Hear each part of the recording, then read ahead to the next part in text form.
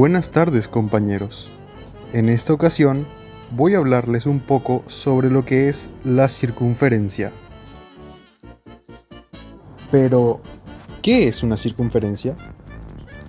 Es una figura geométrica plana, definida como el conjunto de todos los puntos que están a la misma distancia de un punto fijo, llamado centro. A esta distancia se la conoce como radio, y es la que va desde un punto de circunferencia hasta el punto fijo. El segmento que pasa por el centro de la circunferencia y que une dos puntos opuestos es llamado diámetro y es siempre el doble del radio. Pero si el segmento que une dos puntos de circunferencia no pasa por el centro de la misma, entonces ese segmento es llamado cuerda.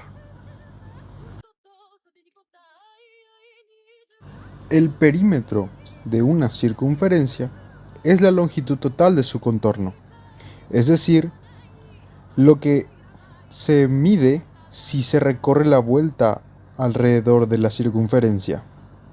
Y está dado por la fórmula P es igual a 2pi por radio.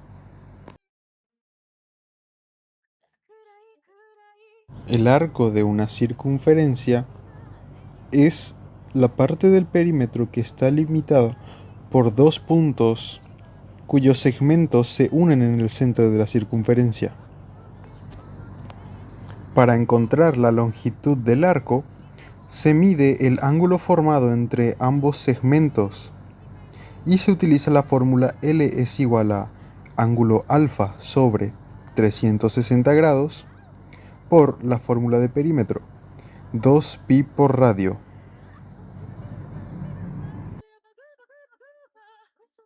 Por otro lado, el área limitada por la circunferencia puede ser hallada fácilmente por la fórmula A es igual a pi por radio al cuadrado.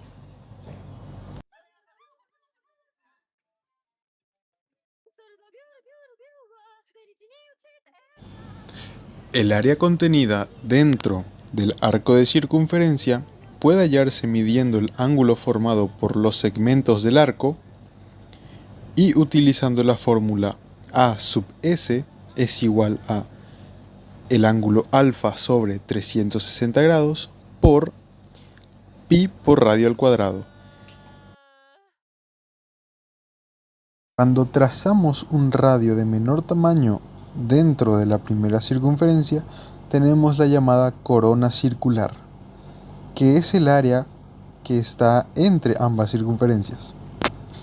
Para medirla, tenemos que obtener los radios de ambas circunferencias y utilizamos la fórmula área de la corona circular es igual a pi por la diferencia del cuadrado de los radios.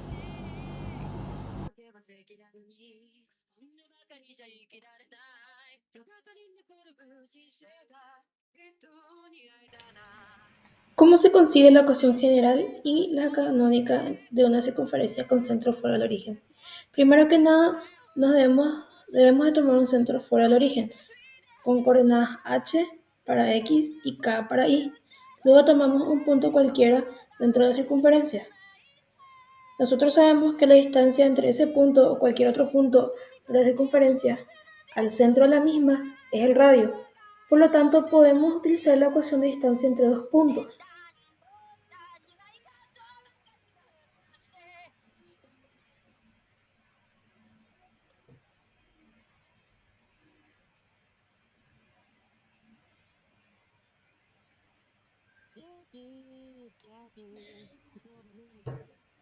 Para el punto C de coordenadas a chica, tomamos el punto C de coordenadas a chica como punto 1 y para el punto 2 tomamos el punto P de coordenadas X e Y. Y como se estableció anteriormente, el valor del radio sería nuestra distancia. Con esto establecido tenemos como resultado la ecuación canónica. Pero para poder hallar la ecuación general se deben de resolver los cuadrados de los binomios.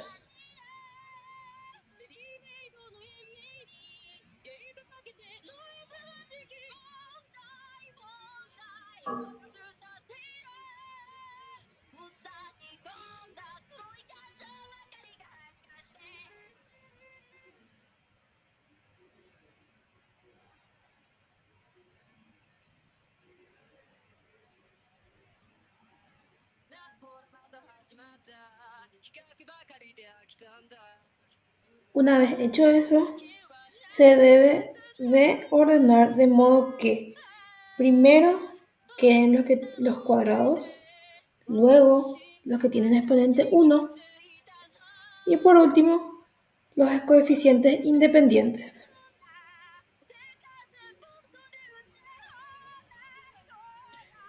Una vez hecho eso, reemplazamos las letras D, E y F. Para D quedaría menos 2H. Para E quedaría menos 2K. Y para F quedaría H al cuadrado más K al cuadrado menos R al cuadrado. Teniendo eso, por lo tanto, se reemplaza en la ecuación y queda de la manera x al cuadrado más y al cuadrado menos más de x más y más f igual a 0. Y con eso obtenemos la ecuación general de la circunferencia.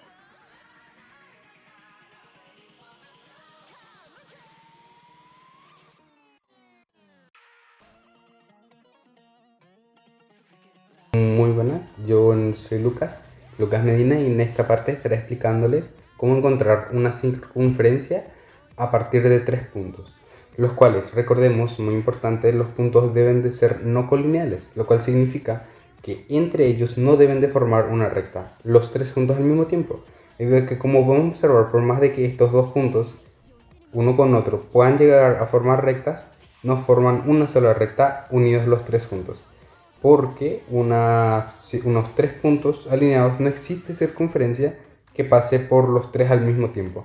Por lo tanto, esto es algo muy importante que debemos de tener en cuenta para poder realizar este ejercicio. También es importante resaltar el por qué deben de ser 3 puntos. Podrían ser más, pero 3 puntos es el mínimo que necesitamos. ¿Por qué no 2? Porque entre 2 puntos pasan infinitas circunferencias, y como podemos observar, para un solo punto incluso existen aún más circunferencias que pasen por ese punto. Por lo tanto, 3 es el mínimo, debido a que, como observamos anteriormente, para 3 puntos solo pasa una sola circunferencia.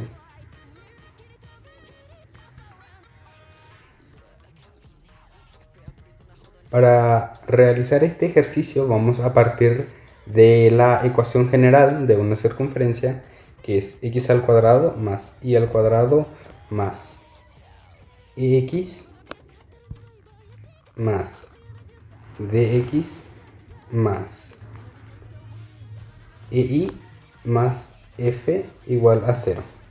¿Para qué necesitamos esta ecuación? Debido a que en esta ecuación nosotros tenemos variables d, e y f. Y x son valores que nosotros ya obtenemos a partir de nuestros puntos. Por lo tanto, acá nosotros realizamos una ecuación de 3 incógnitas para poder resolverlo.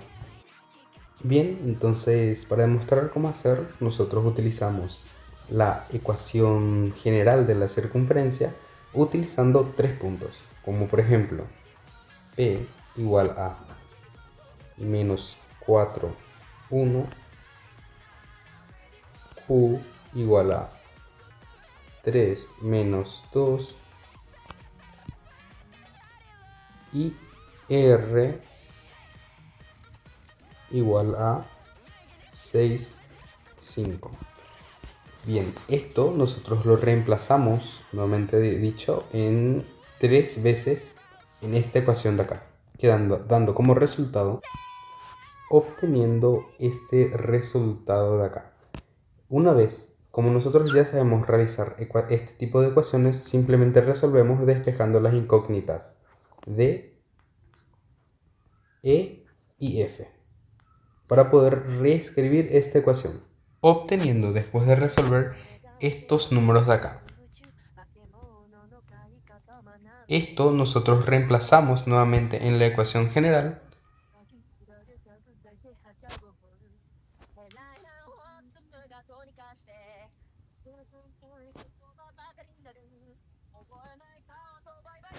y para demostrar al reemplazar cualquier punto de estos en esta ecuación, nosotros obtendremos como resultado 0. Eso demuestra que nuestra ecuación es correcta y que cada punto pertenece a esta circunferencia. Y de esta manera demostramos que para este punto esta ecuación es correcta. Y así lo hacemos para cualquier punto. Pero ¿por qué no intentarlo de una manera más visual? Hacemos esta ecuación completando cuadrados, la pasamos a la ecuación canónica de la circunferencia para poder ponerla en GeoGebra y verificar la coincidencia con estos 3 puntos. Luego de hacerlo, nosotros obtenemos como resultado esta singular ecuación de acá. Y como dije, esto lo ponemos en GeoGebra, al igual que estos puntos, y vemos si coinciden realmente. Primero ponemos los puntos menos 4, 1, 3, menos 2.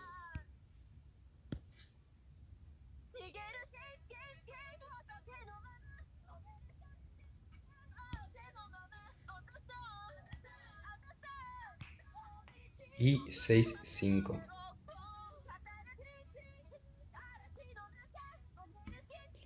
Y después ponemos nuestra ecuación.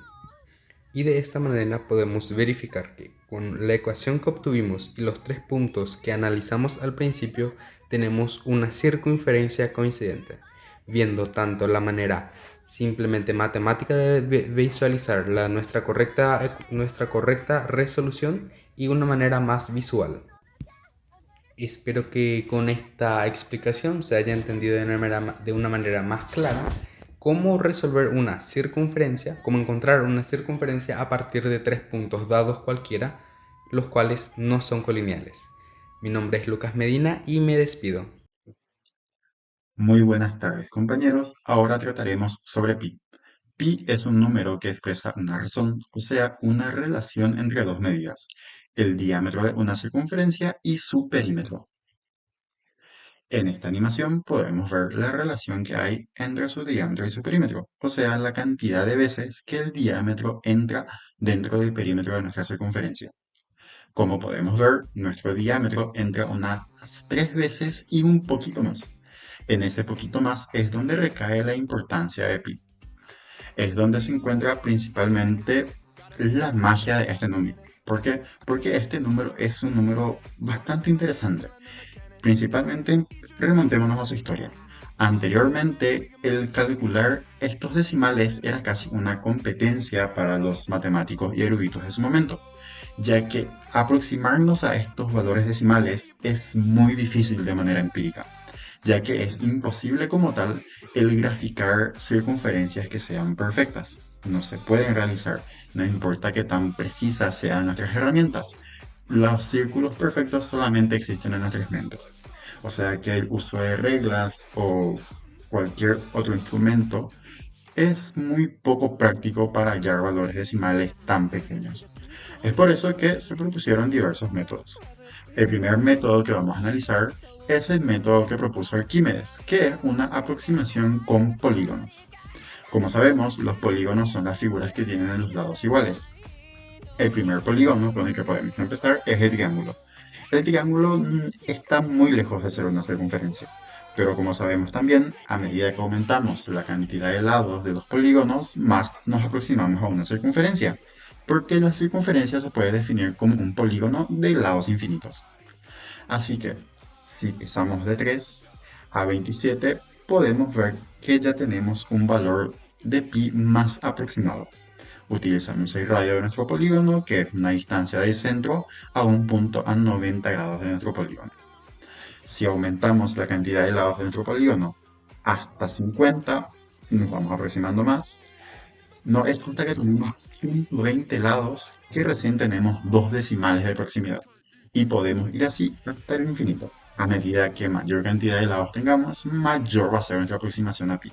El siguiente método que vamos a analizar es el método de Monte Carlo. Este está basado en lo siguiente.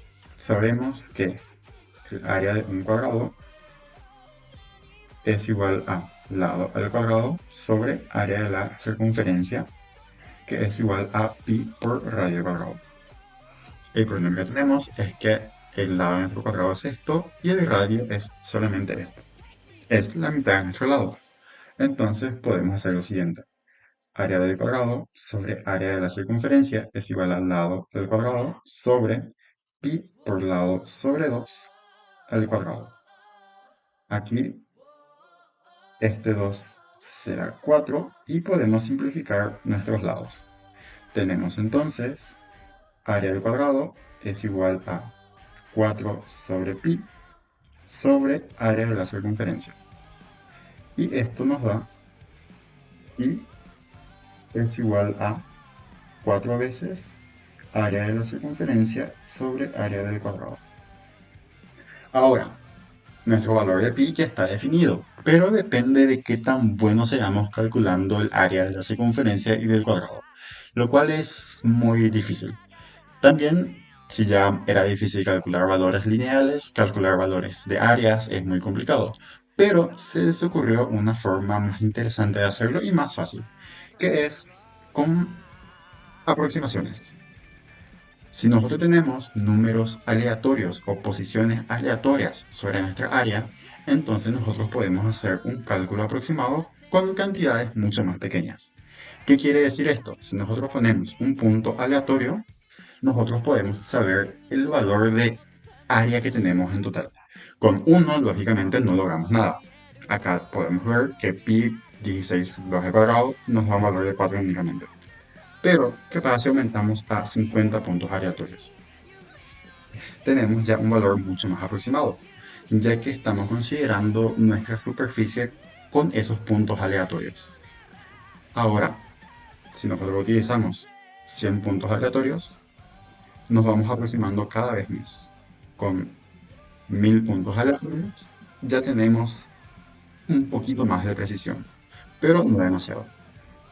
A medida que vayamos usando puntos, una mayor cantidad de puntos aleatorios, más va a ser la precisión, pues más nos vamos a estar acercando al promedio de área que tenemos. Pero el código que realicé no está tan optimizado para realizar una sumatoria como esta, ya que necesitamos métodos de cómputo mucho más optimizados. En eso también recae la importancia de pi. Llegó un momento en los años de 1980 donde para saber la velocidad de una computadora o la velocidad de un proceso, se le pedía que calcule decimales de pi. Y en proporción a cuántos decimales de pi podía calcular por segundo, se podía sacar un estimado de la velocidad o la potencia que tenía la computadora de esa época. El siguiente método que vamos a analizar es uno que anteriormente era conocido como el problema de Basilea, ya que nosotros tenemos una sumatoria de números que nos aproxima a algo. Esta sumatoria es la siguiente.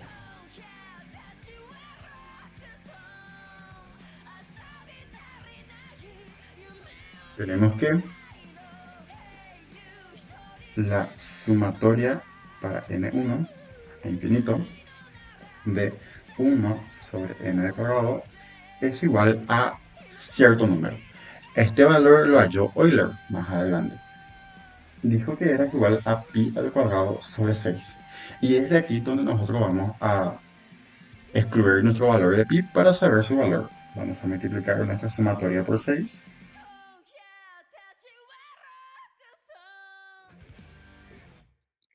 y vamos a hallarle raíz.